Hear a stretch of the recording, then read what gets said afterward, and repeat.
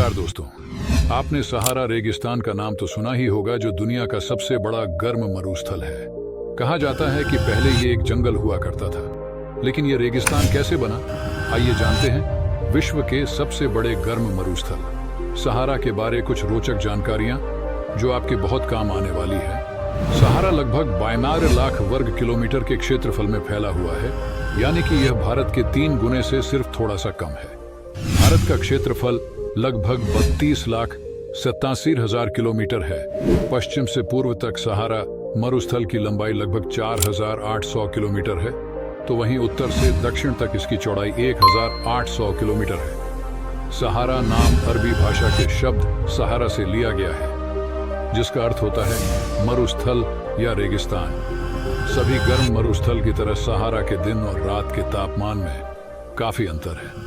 दिन में तो कई बार यहाँ का तापमान 56 डिग्री सेल्सियस तक पहुंच जाता है, तो वहीं रात को ये -डिग्री दर्जे से भी नीचे चला जाता है। सहारा ने विश्व के 8% थल भाग को अपनी चपेट में ले रखा है और ये लगभग 11 देशों में फैला हुआ है। अमेरिका के जितना बड़ा होने के बावजूद भी इसकी आबादी अमेरिका के 10वें हिस्से जितनी है। अमेरिका की आबादी जहां 32 करोड़ है, तो वहीं सहारा मरुस्थल में बसने वाले लोगों की आबादी सिर्फ 3 करोड़ है। सहारा जिन क्षेत्रों में फैला हुआ है वो पूरी तरह से ड्राई भी नहीं है, जहां कई जगह पर मरुद्यान और झीलें भी हैं, तथा विश्व की सबसे लंबी नदी नील नदी भी इसके पूर्वी भाग में बहती है। भले ही सहारा में जीवन की अनुकूल परिस्थितियां बेहद कठिन हैं, फिर भी यहाँ 500 के लगभग रेंगने वाले जीव पाए जाते हैं और लगभग 1000 के करीब पेड़ों की प्रजातियां भी यहाँ मिलती हैं। पेड़ ज्यादातर पानी के स्रोतों के पास मिलते हैं। कुछ साल पहले एक रिसर्च टीम सहारा मरुस्थल में स्थित देश अल्जीरिया में डायनासोरों के कंकाल की खोज कर रही थी। खोजते खोजते अचानक उन्हें एक विशालकाय कब्रिस्तान मिल गया। खोज करने पर इंसानों के साथ ही पशुओं, बड़ी मछलियों और मगरमच्छों की कब्रें भी मिली। यहाँ लगभग 200 इंसानी कब्रों का पता लगाया गया था। इससे पता चलता है कि 5 या 6 हजार साल पहले यहाँ जलवायु सामान्य हुआ करता था और ये लोगों का आवास हुआ करता था। सहारा रेगिस्तान अल्जीरिया, चाड, मिस्र, लीबिया, माली, मॉरिटानिया, मोरक्को, नाइजर, पश्चिमी सहारा, सूडान और ट्यूनीशिया, इन 11 देशों में फैला हुआ है। वर्तमान समय में पूरी तरह से सूखे हुए सहारा मरुस्थल की जगह 6000 साल पहले हरियाली हुआ करती थी। हजारों साल पहले लोग रेगिस्तान के किनारे पर रहते थे। उस समय सहारा आज की तुलना में कहीं अधिक आर्द्र स्थान था।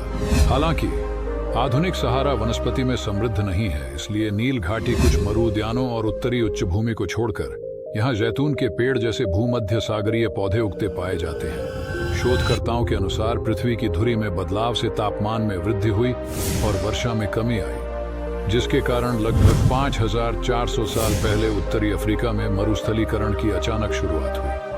इसका मतलब ये नहीं कि ये अचानक से ही रेगिस्तान बन गया, बल्कि पृथ्वी के धुरी में बदलाव के कारण, भौगोलिक परिवर्तन होने के कारण यहाँ की जलवायु लगातार परिवर्तित होती गई और धीरे धीरे यहाँ कम वर्षा होने के कारण लगातार इसका मरुस्थलीकरण होते गया, जिसके कारण यह इलाका पूरी तरह से रेगिस्तान में बदल गया, जिसे हम विश्व के सबसे बड़े गर्म मरुस्थल के नाम से जानते हैं। इस घटना से यह सीख मिलती है कि परिवर्तन प्रकृति का नियम है, कभी भी किसी भी रूप में कुछ भी संभव है।